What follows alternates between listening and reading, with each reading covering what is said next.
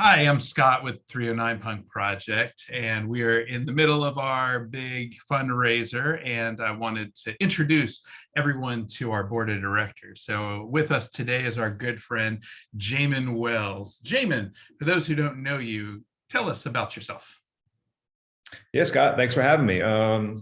So I've been in Pensacola about 5 or 6 years now, and work brought me to Pensacola. I work with you up at UWF, and I'm an assistant professor in Department of History and Philosophy. So I'm a historian by training, and the kind of history I do is working with local groups to share stories that haven't been told before. And that's what we've been doing the past couple of years here. All right, so we worked together on one project in particular. You want to talk about that? Right. So, in spring 2020, a day which we will never forget, we did this project. This was students doing an oral history of the 309 house. And so we identified, I think, 15 individuals who had lived or been associated with the house in some way. And students went and interviewed them. And I think we finished up our last interviews just as the world shut down.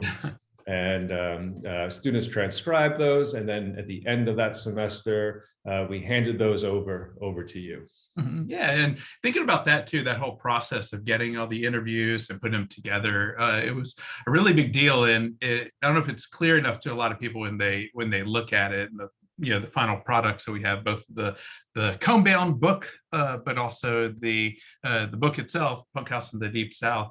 That not only were these the people that are doing the interview students, but that timing was really interesting because it's that moment right as everything goes south, for lack of a better word. Yeah, it almost captures, and I reread them recently. It captures that moment before, like, our world has fundamentally changed. So it was literally in those final weeks, and I think you and I have talked about this. If those interviews were done today, they'd probably be a lot different.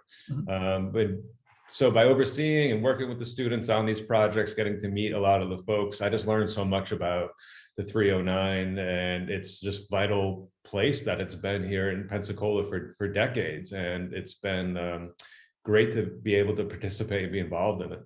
Well, I think the most interesting part of all of these things that we've been doing with the 309 Punk Project is that knowing all that stuff and knowing all of the things that you knew about it, when a really detailed history, when we asked you to be a part of it, part of the Punk Project, you said yes. So why do you want to be a part of the Punk Project? Yeah, in part, it's, the 309 has been, really at the heart of Pensacola's art and cultural scene, is what I learned by doing the history. So it's like just been this hub, this incubator, really this community of artists and creators and makers and activists. And what I've learned from the history was it's all these radically different people working in different ways on different scales to make this world a better place. So how could you not support that and be involved? So when the opportunity came, I jumped at it because of what 309 has done in the past, what it's doing today, and then really just the potential, right, of what's to come. So I jumped at the opportunity. I was honored to be part and contribute. Well, we're honored to have you on here because not only did you have an impeccable history with this. You helped us with this book and the project itself, but you also have your own book too. You want to talk to us for a few minutes about your book? Yeah, so I wrote a book about shipwrecks and how disasters have shaped our world. So the book focuses on shipwrecks in the 19th century, very far from punk houses, but actually, there's some similarities. Yeah, and it talks about how disasters and unexpected changes to our world kind of create our present moment. So, yeah. Yeah. So, what's the title of the book again? It's called Shipwrecked: Coastal Disasters and the Making of the American Beach. It's a really awesome book. We had the opportunity to read it while we're on the book tour. So yeah, once again, we're really, really happy to have you here. But that only touches the surface of the Jamin Wells in Pensacola. So I'll let everyone look all the rest of the interesting history that's out there and the different projects we worked on together too. So Jamin, one last thing.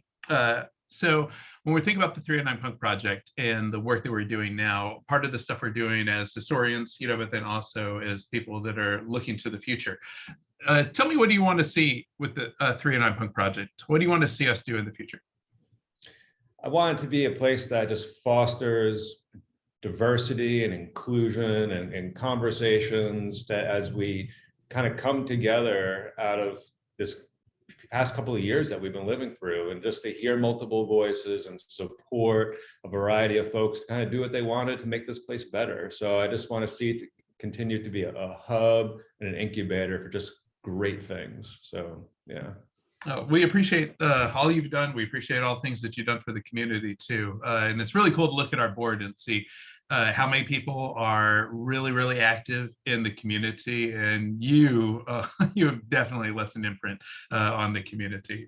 So we're really, really proud to have you on the board of 309 Punk Project, and glad that you're here. So I wanted to say, on behalf of all of us, thank you so much for everything that you bring to the table. Well, thank you, Scott. I really appreciate being part of this, and we have a lot of work to do here. So yeah, Keep going. yeah, march on.